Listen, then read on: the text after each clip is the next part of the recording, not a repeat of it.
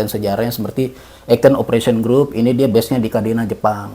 Kadena Jepang itu sudah terkenal sebenarnya dari masa Perang Korea, setelah penaklukan dari Amerika pasca Nagasaki dan Hiroshima. Mereka banyak menempati pangkalan, terutama kalau di Angkatan Laut Sasebo, terus kalau Angkatan Udara di Iwakuni atau Itasuke yang termasuk dalam gugus tugas Mik Alice. Terus di Kadena juga, terus juga ada di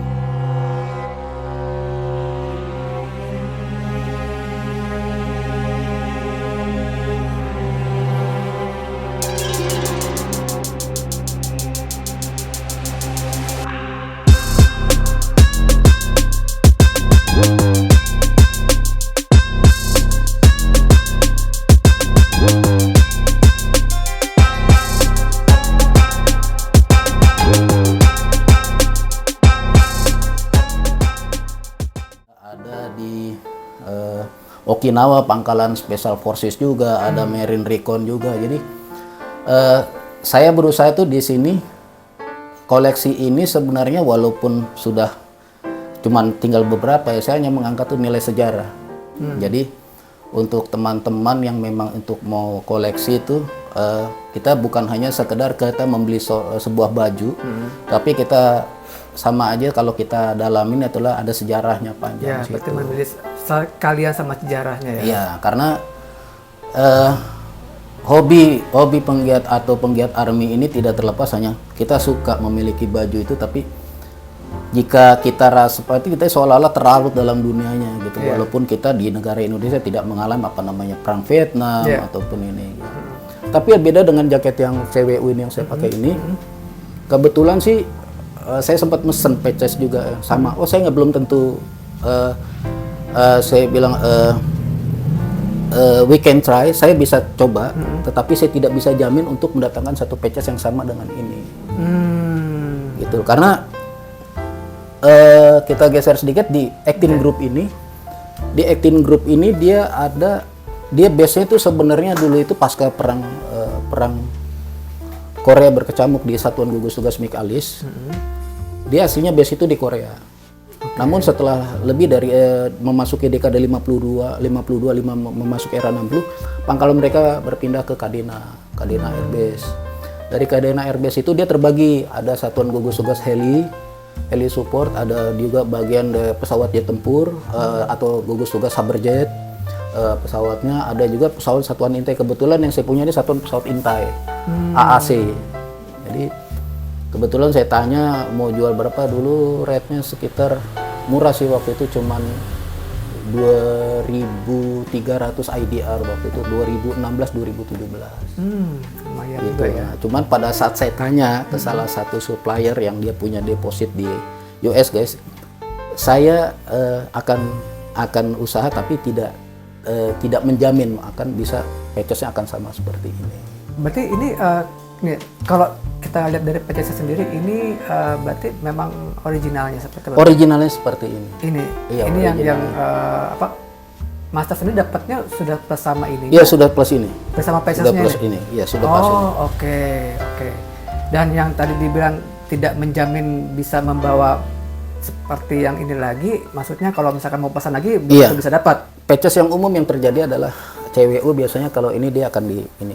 Jadi pangkatnya biasanya dia akan dijahit tembus atau dia biasanya ada juga jahitan yang biasa terjadi kadang-kadang tidak tembus, tapi tergantung selera si pilotnya atau gimana atau krunya, dia menjahit langsung. Tetapi yang kalau Pacific Air Force, patches Pacific Air kita bisa temukan di salah satu beberapa teman yang jual situs online atau gimana. Tapi kalau untuk dia satuan grup EWAC, satuan pengintai itu, satuan pengintai udara dengan Acting Operation Group sama dengan name tag-nya Velcro-nya ini, saya tidak jamin akan bisa segampang itu mendapatkannya. Karena saya pernah ada salah satu kolektor termasuk senior juga, penggiat army senior Jakarta. Saya coba untuk membelinya ini, dia bilang saya tidak bisa mau ngasih karena memang itu patches itu cukup langka. Susah dapatnya ya. Susah. Kalau ada pun juga paling kemungkinan bisa 50-50 ya antara 50-50. asli atau repro ya. Iya, we can try but we can guarantee. Oke. Nah, kalau untuk jenisnya ini bisa dibilang bomber apa nih? Jadi gini guys, ini adalah CWU 36. CWU 36. CWU 36 nih jadi ini kebetulan size-nya small ya. Ini ada ininya. Nah, oh sorry guys, ini CWU 45.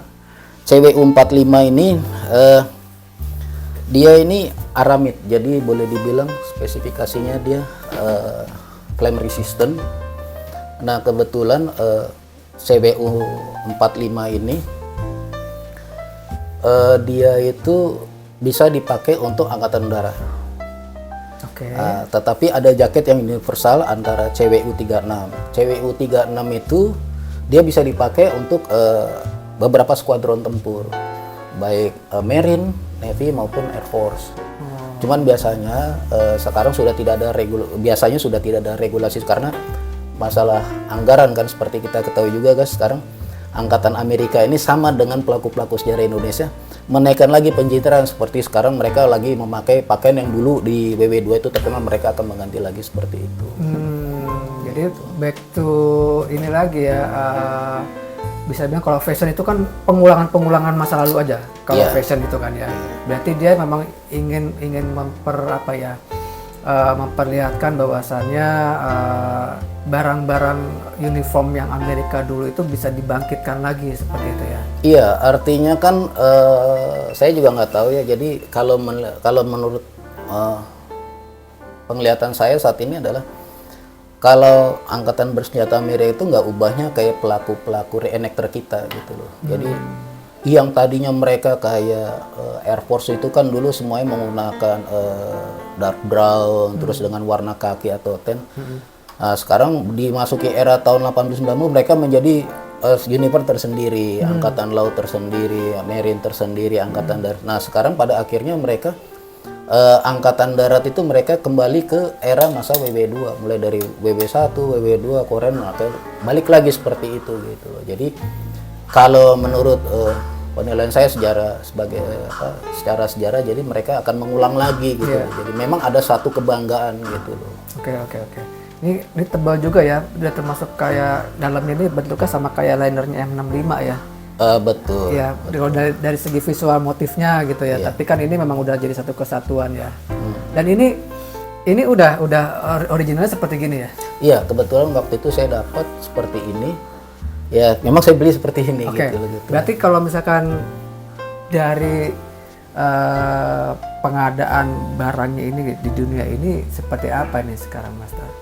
Kalau untuk sekarang kan dunia ini kan tidak terbatas ya, tidak seperti waktu saya pertama kali berusaha untuk mengkoleksi barang-barang Amerika itu kan, kalau bahasa kerennya it's hard to find katanya, sangat sulit. Tahun 90 saya sudah berusaha ke Bandung, waktu itu adanya di Jatayu atau di Pasar Ciroyom, saya lihat banyak jaket-jaket M65 itu masih seharga 35.000, bahkan di Cibadak Mall atau Cimol tuh masih 40.000, 100.000 gitu kan.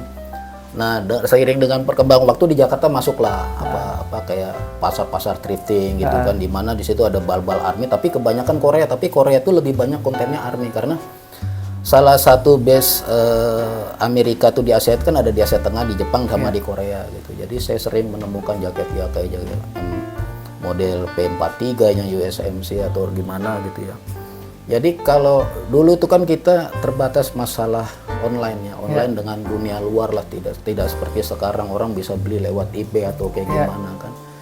Kalau saya bilang sesulit apapun biasanya kalau kita cari pasti dapat. Cuman ada sesuatu yang kadang-kadang tuh belum tentu kita pastikan akan dapat, karena mungkin biasanya itu kan sulit, terus juga hanya ada pun orang yang dia punya di army surplus itu dia juga tahu sejarahnya, pecos ini seperti apa, atau baju atau jaket ini tipenya seperti apa. Berarti ini termasuk yang susah dicari apa bagaimana? Kalau menurut saya sih, saya berapa kali berusaha mesan ya, terutama untuk Olsen-nya ini. Saya pengen bikin membuat dobelnya ini. Dia bilang saya tidak jamin, saya tidak jamin saya akan bisa mendapatkan seperti ini. Kan begitu. Kalau menduplikasi mungkin, tapi saya tidak bisa menjamin akan ada. Berarti itu kan dari purchase-nya, dari ininya sendiri juga pun sama ya? Kalau sekarang gini, Mas Arif, kalau untuk jaket ya, itu tadi saya bilang, banyak sekarang teman-teman di seller, terutama di Bandung, yang punya name guaranteed ya, 100% kalau saya bilang banyak.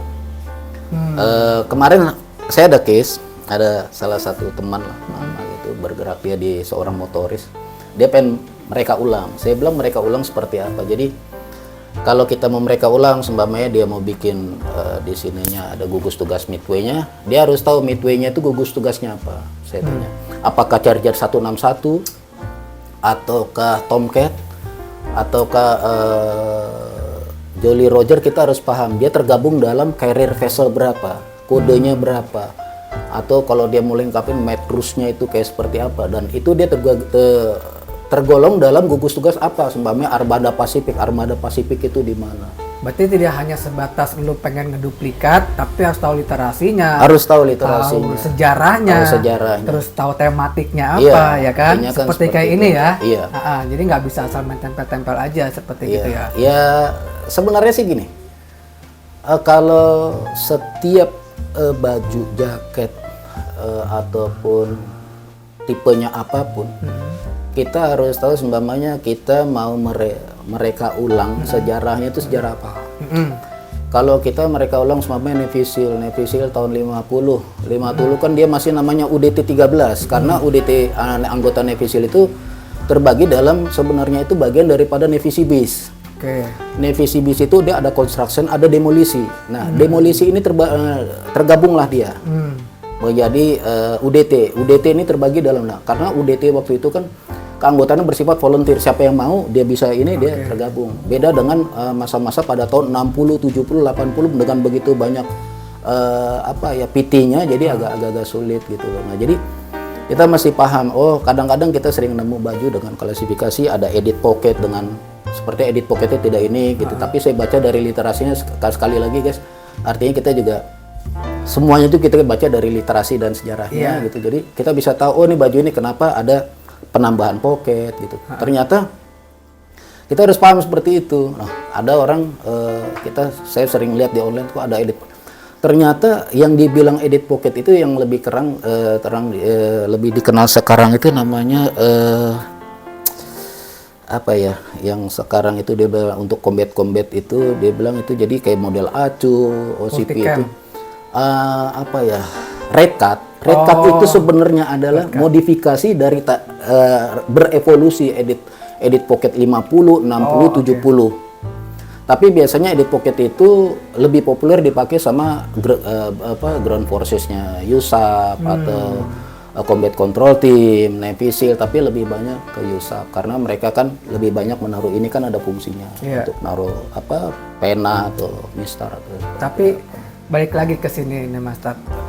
Misalkan mereka mau reka ulang, tapi kan tetap kenapa ini saya bilang apakah ini masih ada atau ini memang bisa dibilang hanya beberapa kolektor yang pakai gitu kan ya.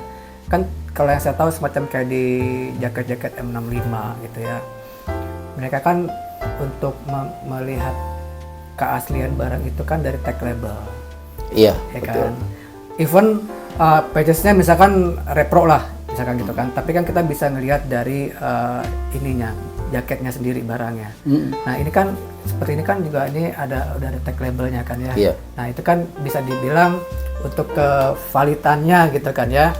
Bisa dibilang ini 100% valid gitu kan ya. Ditambah dengan memang untuk mendapatkan patches-nya ini memang udah pertama original dan memang sudah susah untuk mendapatkannya. Seperti itu ya. Jadi terlepas dia misalkan bisa ngerepro apa enggak, yang saya coba menekankan bahwasanya barang ini gitu kan ya, barang ini adalah orisinil. Seperti gitu ya Mas Tar ya. Oke, kita lanjut ke yang lain lagi Mas Tar. Apa lagi Mas Tar yang begini, contoh begini ya. Ini baju sebenarnya ini juga saya reka ya guys ya.